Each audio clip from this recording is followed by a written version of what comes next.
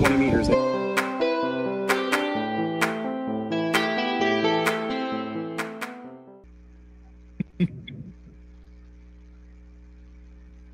All right, guys. Let's see which camera am I looking at. I'm looking at that camera there. All right. So I forgot to put a introducing myself slide on here. I'm Craig Ramsey, KM5E. I'm a member here at YCARS. Most of y'all probably know me. I've been a member of the club for just over a year now. I think it's been a year and a month. Tonight, I'm going to be doing a fairly brief presentation. We're going to look at the VOACAP software itself, but I mostly plan on just kind of taking a look at one of the most interesting things I've found with the software is taking a look at where can I be heard from right here in York County, and how to use the software for that. So first, just in brief, what is VOACAP? It's a radio propagation model. It was developed in the 80s for Voice of America. The engineers there wanted to know where their signals were getting to, where they need to put a transmitter, if they want to target a particular area on a particular frequency. And so it was designed for that. There's a lot of overlap between its capabilities and what we like to do in amateur radio. I'm not going to read this slide out. It's stolen straight from Wikipedia. So what I've done is I've run one of the tools in VOACAP is a map where you can be heard. Let's see. Are we able to see the top of the screen? Let's see. Am I able to hide? We can see the top.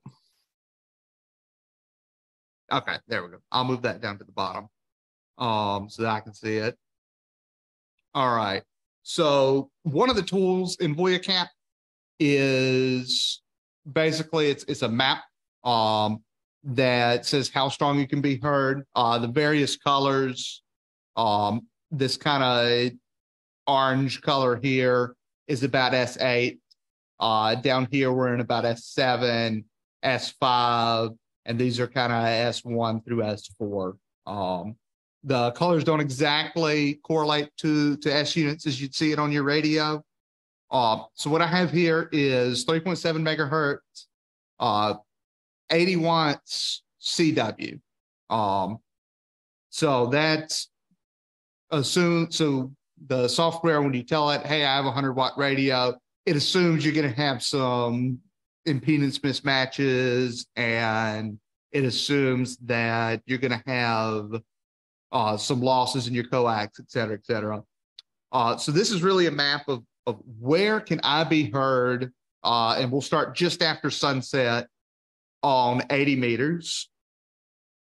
And, you can see you can be heard pretty much on the whole night side of the Earth, in particular in the Northern Hemisphere. And you can be heard just beyond the fringes of the morning on the West Coast. As we advance an hour, propagation gets less good to Eastern Europe, but better west of us. And as we move each hour, you can see that as the sun is coming up in Europe, we're losing them on 80. So I ran these maps today, so therefore today's date. And I'll get into a little bit more about the forecasting in a minute. But, so you can see as, it's like, tonight at midnight here, it's going to be just before midnight here, the sun's going to be starting to come up in Western Europe, and you're going to start losing them on 80. So you can take a look at this, and if I want to get a hold of someone in Europe on 80 meters this evening, just after sunset is the best time to try. And then as the sun comes up, you start getting D-layer absorption here, and your signal strength goes down and down and down. And then as the sun comes up at midday, you can barely be heard at all. Now, let's compare that to 40 meters. So it's a similar kind of pattern, although you can see that 40 meters stays open. It opens sooner before sunset to our west, and it opens later after sunset, or it stays open later after sunrise to our east. As we advance to early in the morning, or we'll go back to overnight. So overnight, you can see we're open to Europe, especially Western Europe, just about all night. And then around midnight, well after the sun is up, 2 or 3 hours after sunrise in Eastern Europe, there's still a path to Eastern Europe, or at least that's the prediction.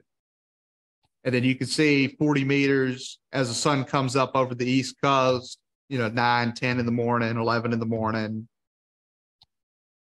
You lose 40, but you lose 40, and it's only really good, that 500 miles out that you hear about for 40 meters during the day. And then as the sun starts going down, midnight EU time, right at sunset, you can see we have great propagation, especially north over the pole, right at sunset, into Russia and Kazakhstan, that kind of part of Central Asia. And then if you look at 20, you'll see why 20 is pretty much everybody's favorite band, or at least it's a very popular band. You have, so even at night, 20's open. 20's open everywhere except, the part of the world where the sun's shining directly on it. And so as we look at 20, it starts off open just about everywhere. And then so right before dawn even, you still have openings on 20 to somewhere. And then during the day, you can see the real strong opening. You can see the skip zone, where you can't really contact anybody within 500 miles of you. And then we get this nice band. I don't know if you guys can see the cursor here, but we get this nice band of area where the signal's coming down. And this is why 20 is popular. It's nice, strong band. You can be heard everywhere. 15, similar to 20, but you can see at night, the coverage is not as good. Although if you've been here at the clubhouse the past few weeks, right around sunset, we've had openings on 15 into Japan on the past few Wednesday nights. And you can see that reflected on this map. Right after sunset, we get an opening into Japan. Within a couple hours of sunset, it's gone. And they're gone all day until sunset again. So if you're looking for East Asia for your DXCC, you can look on here and know that, the couple hours before sunset up to, right up until sunset is a great time to be looking at East Asia on 15. In fact, we can go back to 20 and take a look for that same pattern. 40. So you see 40 if you're looking for East Asia. Very early in the morning is when you'd get them. 20, if you're looking for East Asia, you get an opening a few hours after sunset that lasts until morning. and then you get them again just after sunrise for a couple of hours, and then they fade away. And then next we'll take a look at 10. So 10 is not open at night, open almost nowhere. You'd be heard very weakly down in South America. And then when the sun comes up, when the sun comes up, you can see good propagation to the south, and then a little bit of propagation to the west. Just, afternoon time, if you're looking for West Coast states, for your worked all states, looking to talk to California, Oregon, Idaho, Washington, 10 meters opens up this time of year, about midday, 1, 2 o'clock. All right. Now, let's take a look at the VOACAP site itself. How did I make these maps? How can you make them? So on VOACAP.com, we have a tool called Coverage Area Maps. That opens this interface right here. The red marker is your location.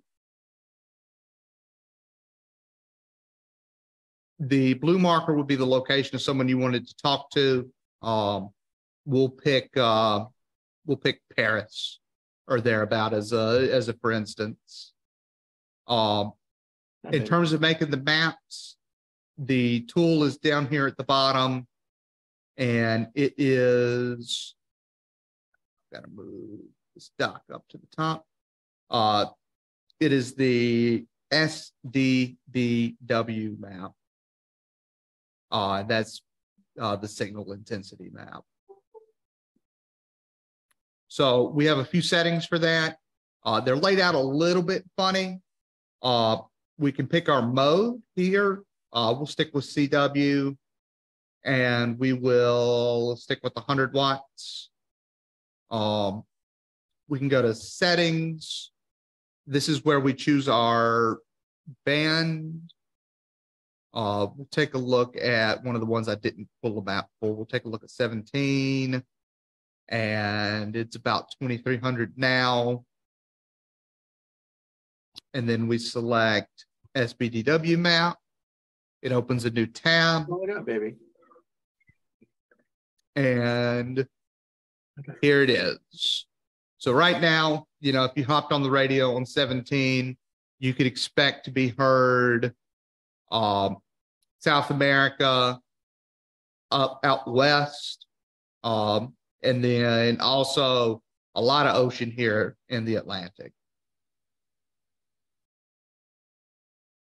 And then we can do the same for 12 meters. I actually meant to pull propagation maps all day for 12 meters because it's a very interesting band. Sometimes you get excellent propagation on 12 meters.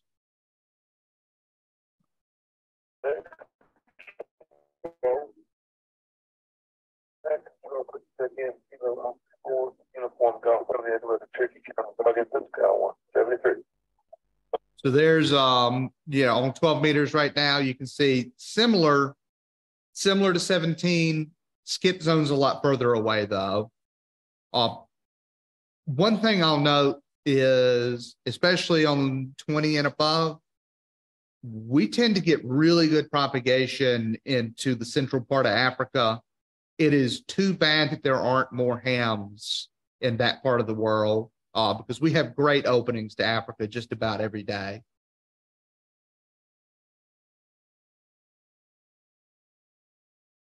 Now we'll close that.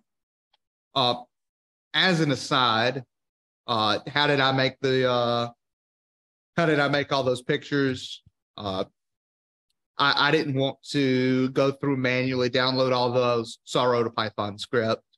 That's not the whole script, but it pulls down all the pictures for a given day and a given band. And it's not great code, but I'll be happy to share that with anybody if they're interested in it. All right. And then I'm going to go back to VOACAP, and we're going to take a look at the point-to-point tool, which is the other major feature of the software. So as before, I selected here, and I selected roughly in Paris. The propagation or the point-to-point tool is basically answers the question on what band, if I had a friend in Paris that I wanted to talk to, on what band for a given hour of the day should I try to get a hold of them on. Tool is the prop wheel, the propagation wheel. It's a lot of information, but the rings are the bands, 80, 60, 40, all the way up to 10. And the colors denote the reliability of the circuit. So they're saying here that at 2000 hours on, or 2000 hours UTC on 17 meters, we have an 86% chance of being able to have an intelligible conversation. These change also if you change the power level. When I switch this from CW to sideband, you'll see all the colors go down because sideband is not as efficient as CW. If you see, you can also do FT8 and see all the numbers go way up because FT8 will get through when CW won't. We'll take a look at sideband. So if I wanted to speak with my hypothetical friend Francois, good choices for me would probably be in the evening on 17 and then on 20. Or if it's the middle of the day, the higher bands, 15. But you see, in the middle of the day, on these higher bands, the reliability is not all that high. So that tells you that with the current solar conditions, this doesn't take into effect space weather so much as just the sunspot number. But with current solar conditions, during the day to France on just 100-watt sideband can be kind of a tough challenge. All right, and I believe that is where my slides end. Does anybody have any questions? Sure. Craig, when you set this up, I mean, you blushed through it pretty quickly. I mean, obviously, if you have different types of antennas, those kind of choices can be in there, correct? Yes. Okay. So, when you actually get to choose for the propagation tool, mm-hmm. You get to choose the antennas at both the transmit site and the receiver site. Mm-hmm. It assumes you have a 3-element Yagi. So it assumes you have really good antennas for the higher bands. Right. You can come through and select, there's a whole range of antennas, including dipoles at different heights. When it runs the calculation, it takes the antenna's performance at the best takeoff angle. So it calculates the takeoff angle between the 2 points. For a given band and uses the antenna's performance at that takeoff angle. Okay. But yeah, definitely selecting your antennas for both transmit and receive can change your results. It assumes, the tool by default assumes that you have pretty good antennas. Okay. We also have settings for the noise level at the receiving site. And you can see, if we select a very noisy setting and then go back to the map, it will, it'll say, hey, you're not going to be, it's not going to be as reliable for you. In particular, the reliability map. The propagation circle that you brought up, is that just a box? Yep. So that's prop wheel. Okay. It's based on, so it just calculates between the 2 points. Right, but it pops up from where? Is it from the bottom menu? It pops up from this menu off to the right. Okay. There's prop wheel over here. You have your antenna settings. Okay. You also have a propagation chart that is much harder to read than the wheel, but it's the same. I see it. Okay, makes sense. All right. Mm-hmm. I lost your cursor there. That's why I was asking. Yeah, I planned to bring my laptop, and I had a big cursor installed for this purpose, but yeah, it didn't happen. Anybody else have questions? So what are the dots on the top there? The red, green, blue, what are they showing? That changes the time of day. Because the prop wheel gives you all the times of day, it doesn't affect that. But what it does affect is basically these are presets for sunrise at the source or at the transmitter, sunset at the transmitter, and then midnight at the transmitter. The middle ones are their sunrise and sunset at the midpoint between the transmitter and the receiver. The blue dots are sunrise and sunset at the receiving site and midnight. Nice. Yeah, it's a great tool. There's lots and lots of settings, and there's other maps that it gives you. So another option for maps is the reliability map.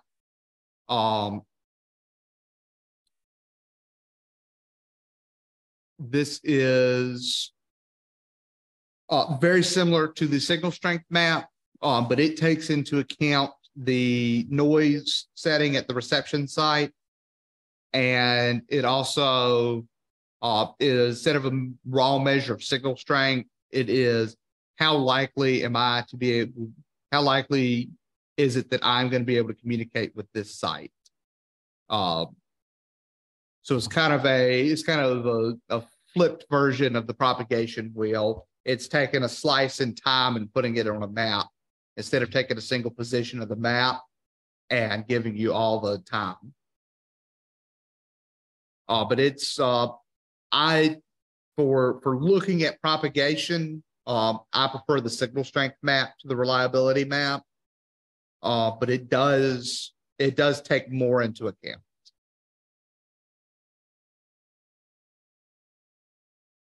Are there competing companies that do similar graphics, or you only know of VOACAP?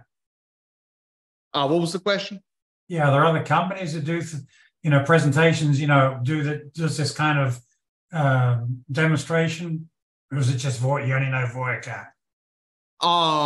So there are other ionospheric models available. Most of those are commercial. You have to purchase a license for them. Yeah. It is apparently very expensive to develop this kind of model. The government spent a lot of money developing this model, and then they open sourced it and around 2005 or so. The guys behind this site took that open source code and built a web interface around it. There is an offline version of the software that you can run locally on your computer. It's kind of dated. I think it dates back to 2005 or so. It gives you the same results, but not quite as pretty. Okay. But there are commercially available tools. VOACAP is a pretty good tool, and it is available for free. And you know, it's pretty easy to use once you get used to it. Craig, I've got a question. This is Vicki. Hey, Vicki. How does that compare? Like, can you look at the current situation on the VOACAP and compare that to the band activity that we've got that'll show right now over on DX Heat? So VOACAP does not take into account, so it only takes into account one form of space weather. It takes into account the smooth sunspot number, which you can set in settings. So, you know, the default is -1, and it actually pulls the sunspot number down from NOAA. We can set it arbitrarily to anything we'd like. So we can assume, we can take a map with the sun having an excellent day, and take a look at 10 meters, and 10 meters is probably going to be excellent everywhere, right? So this is one of those days where they talk about 10 meters is open everywhere in the world. This is kind of what it would look like if the sun were at its very peak. What it does not take into account is disturbances in the geomagnetic field, which can raise the lowest usable frequency. In fact, it can raise the lowest usable frequency above the maximum usable frequency, such that there's a radio blackout. In fact, that happened a few days ago. We had a really gnarly solar storm, and there were periods where there was a radio blackout. HF, you just couldn't get in and out, except for very local stuff. Greg, the other piece that's not accounted for between VOACAP and the band activity on the cluster sites like DX Heat, that's actually activity that they're seeing on the cluster. The connections are being made. So it may or may not correspond with VOACAP directly. Yeah, so just keep that in mind. You're looking at connections made, not predicted connections. Right? Yeah, so this band activity here on DX Heat, it's a great tool. It's basically looking at the source continent. So it's looking at the source continent of the spots. So we'll tell it we're in North America. And so it's looking at all the spots from North America, and it's saying what band and what continent is the station that's being spotted. So this is to answer the question. This tool answers the question of, where is the center of activity if I want to talk to South America? Well, there's been a lot of spots on 10 from North America of stations in South America. But this isn't looking at space weather and trying to make a forecast. It is looking at what's going on the spotting cluster. This is a great tool. It can tell you exactly which band that you want to go park your radio on. If you're looking for EU contacts, I'd say go park your radio on 20 and you'll have a great time probably. But it's not giving a time of day there then. What's the question? It's not giving a time of day there, or am I missing something? That's real-time data. Yeah, so this is I see. Yeah, I guess what I was looking at is what would what did VOACAP project for today at this time on 20 meters and compare it to the actual users that are on it? I guess that's what I was asking. Yeah, so we can do that right now. So let's take a look at 20 meters at UTC 23. We're going to assume dipoles on both sides. And then we'll run the SDBW map. And I just remembered that I changed the sunspot number to something absurd. So we'll change this back to the prediction for today. It was about 72 yesterday. I don't know what it was today. Yeah. Sunspot number here is 82 is what it's using. So here, sure enough, we have a prediction of at 100 watts sideband, you would expect this blue-green transition is around S5. So you'd expect an S4 signal. If they're running power, which we know a lot of stations run a little bit of power. Let's say they got 500 watts. And hit our tool here. So this is going to be increasing power from 100 to 500 watts, at least on the transmit side here. You would be heard all over Europe at an S4 or better. Yeah, and that's kind of what it's showing on the user side on the band activity. Yeah, it's so as long as there's not an active solar storm, VOACAP is very close to what you actually get. There are commercial products. I have a friend who works in the commercial space. He says, the commercial stuff is a lot better, but in terms of what you can get for free, this is a great forecast.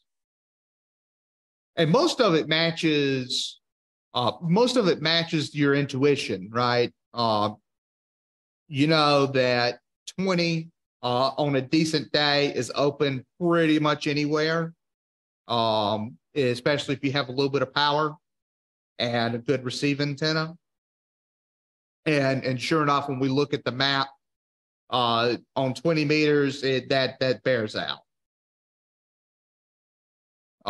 You know that your intuition and the book says that 40 meters is not great during the day, except for local work. But it's excellent at night. And sure enough, when we look at the map 40, excellent at night. We're S4, S5 all the way down into Antarctica. And then as soon as the sun comes up, 40 starts going away. So this is one of the things you can gain by looking at these maps is an intuition for what time of day can I expect openings to where? Because this is a fairly repeatable pattern. And then you can look at different times of year as well. So we can just take the example of us trying to talk to Francois in Paris, and we can look at the propagation wheel here, and we can change the date. So let's say it's July. Well, now all of a sudden in July, things are looking a lot better on the higher bands between us and our friend in Paris. But we go back to, we'll go, down to the solstice. And we see, for the few hours on the higher bands, we have really good connection to Europe. And then at night, not much at all. So you can get in here and look at this and build your intuition of what bands are good for what at what time of day, yeah, or what bands are good for what location at what time of day from where I live.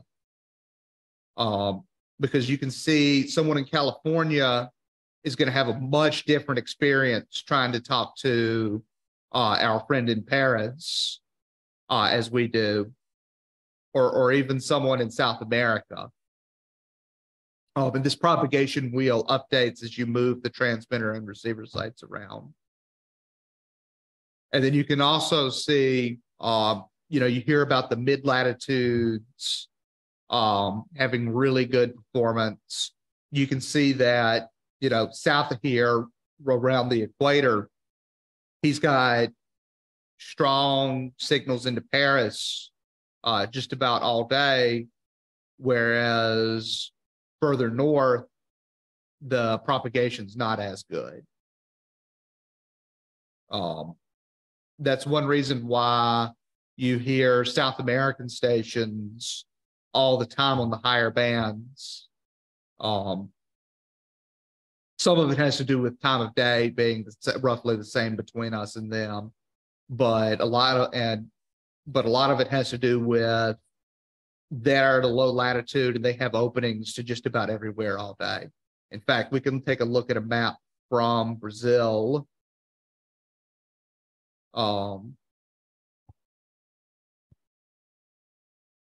And it's going to show, 20 meters from Brazil looks a lot different than 20 meters does from North America at this time of year. So great question, whoever, Vicky, thank you for leading me off on that tangent. You're more than welcome. Can I add to it and compare it to the solar terrestrial data, the ham clock data? That's not the same time, I don't think, is it?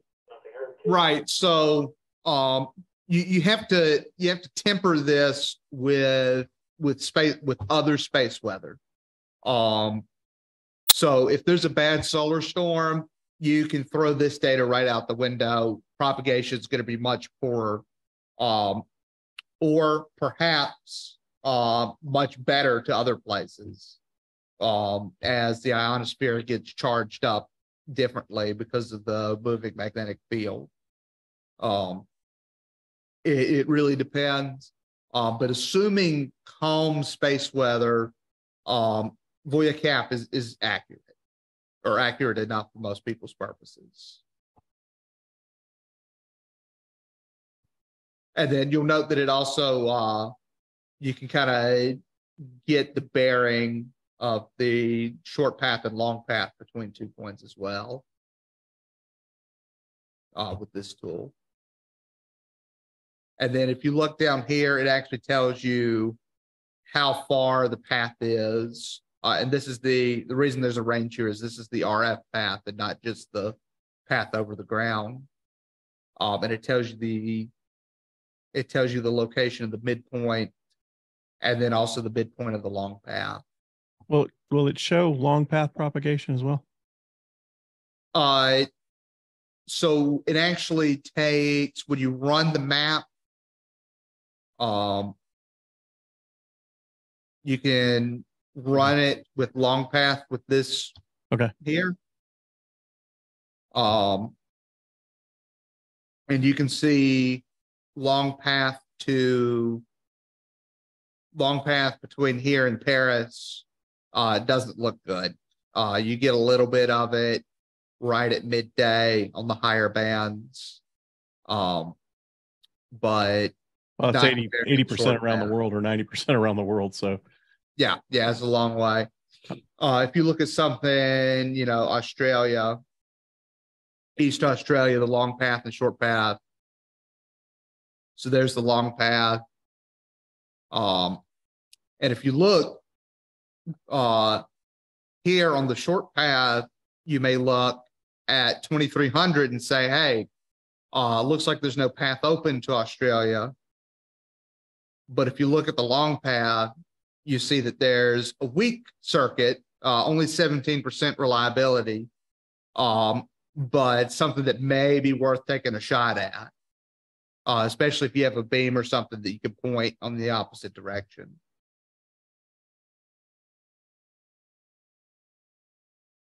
And then this one turns the Maidenhead locators on. And then this tool changes the calculations to involve sporadic E,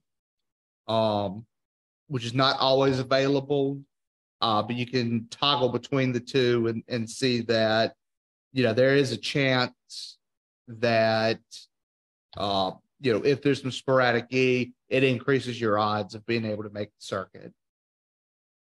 Of course, a lot more goes into propagation than just what this tool is calculating based on. It's basically trying to calculate an optimum path between your antenna and their antenna. But there are typically other paths available, particularly when you start talking about the E layer.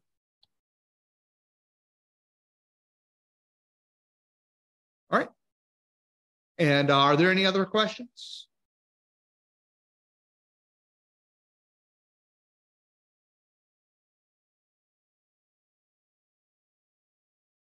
Anybody else?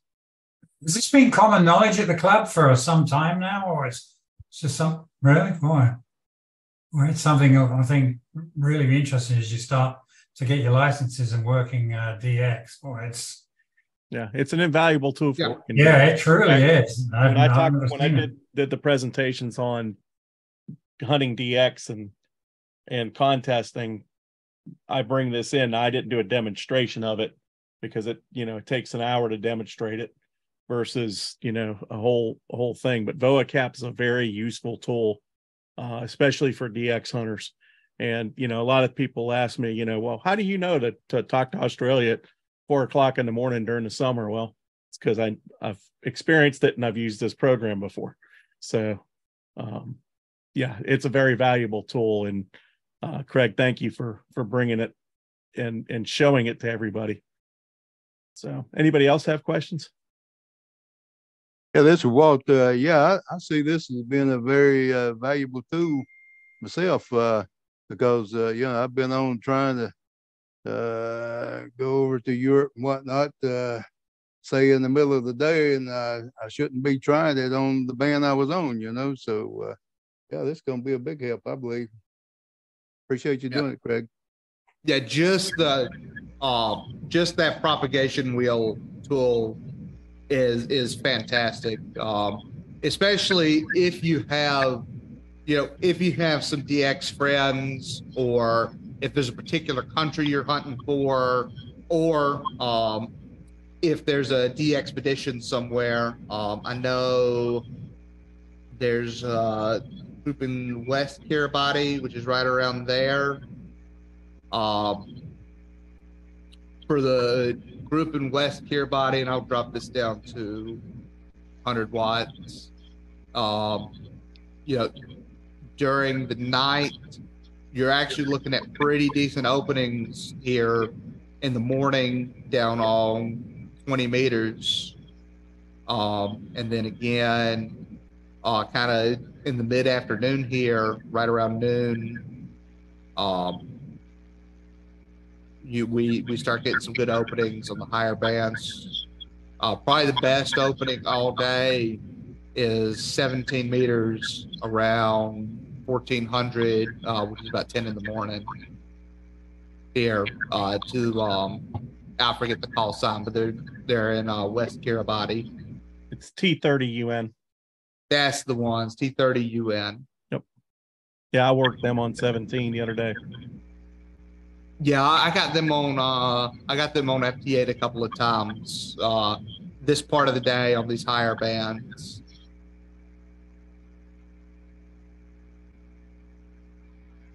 And then just to emphasize an earlier point, we get great propagation here into kind of the mid-latitudes of Africa, and it is too bad that there aren't more hams over there. Because we'd be getting, if there were more hams over there, we'd be getting contacts with these African countries all day, every day. What's it like in South Africa? It's something to think about. Your transmissions, you may be talking to somebody, on the West Coast, but your transmissions are landing all over the world, particularly if you're using an omnidirectional antenna.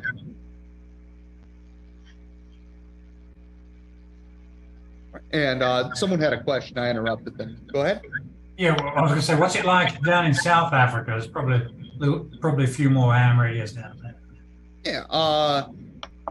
So down in the South Africa, let's see. Let's zoom in. Grab Cape Town. I know there's a few of them down in Cape Town. So 20's good most of the day. At night, right now 40, probably not many openings on 40 between here and South Africa, according to this. But 20's a good band. Starting around, let's see, that'd be around 8 in the morning, 10 should stay open just about all day. In fact, if we go to, let's take this 1800 on 10 meters from here. So we'll go to settings. We'll set the time to 1800. We'll set the band to 10 meters. We'll pull up a map of that. And you should see reflected in the map, sure enough, an opening to Southern Africa, South Africa in particular on 10. And you can also see how far the skip zone is just after noon on 10. You'll be getting Colorado, but you won't be hearing from Missouri or Ohio at all. Hey, Craig, your time scale on your circular chart there, is that UTC or? Yes. Okay, that's kind of what I thought. Yes, all the time. Do you have to use UTC, or can you actually make it local so you don't have to do the math? Which I know is 5 hours. You do have to use UTC. Okay. There's no setting for that I know of. Yeah, I just wondered.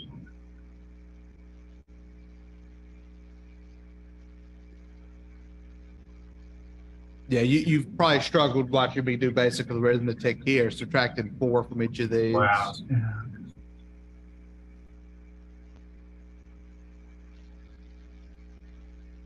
Yeah, and then, we can take a look at Chile, similar story. We can take a look at that Southeast Asia. You can see Southeast Asia really is pretty hard to hit. Not a lot of great band openings between here and there. Looks like the best ones are around 13%, 11, 12%. So, getting Southeast Asia in these solar conditions with 100 watts up, that's where you go buy your amplifier. And now you've gone and spent a whole bunch of money on the amplifier, you're running the legal limit, and you've only improved your odds from 13 to 27%. Maybe that amplifier wasn't quite worth it for this. Well, you doubled your odds. Yeah. 13 to 27, that's double. Yeah, sure enough.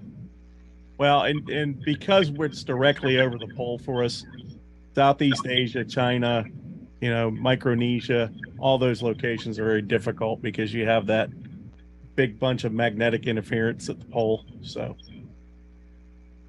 yep, that and this is actually set to December from when I was doing the demo earlier. If we come back to April, things look a little better. you go to the middle of summer, and in fact, we'll go all the way to the solstice. And things look pretty good on 20, or sorry, this is 17 in the mid-afternoon into the early evening. You have a pretty good chance of making it into Southeast Asia on 17. So you just have to bide your time and wait a few more months, and then, you know, listen on the right band and see what you hear.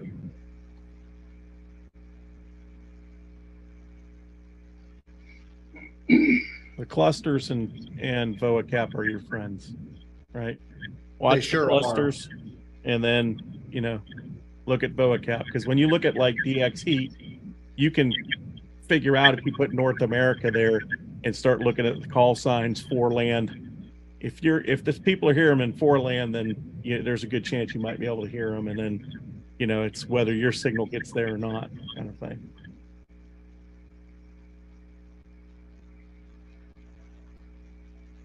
All right, and I'll ask once again for any questions. We've had great questions tonight. Thank you.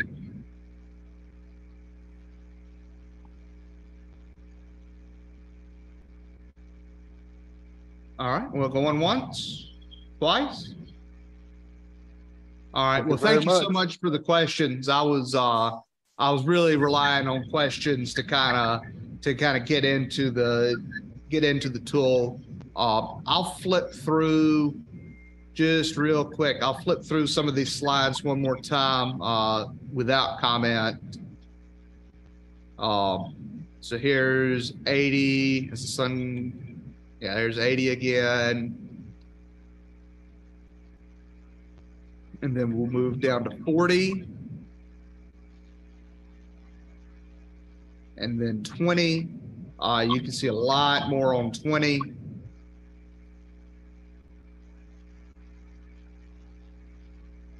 And then we'll move down to 15, which is not as open as it has been. And then 10, which is not open as it has been. All right, and with that, I think I will wrap it up. Thank you so much for letting me present to y'all. Hope you enjoyed it, and I'll ask one last time for any questions. Last chance. Thanks for the demo. Appreciate it. Craig, thank you so much for doing this fantastic Fantastic presentation. job. Great Yeah, very good.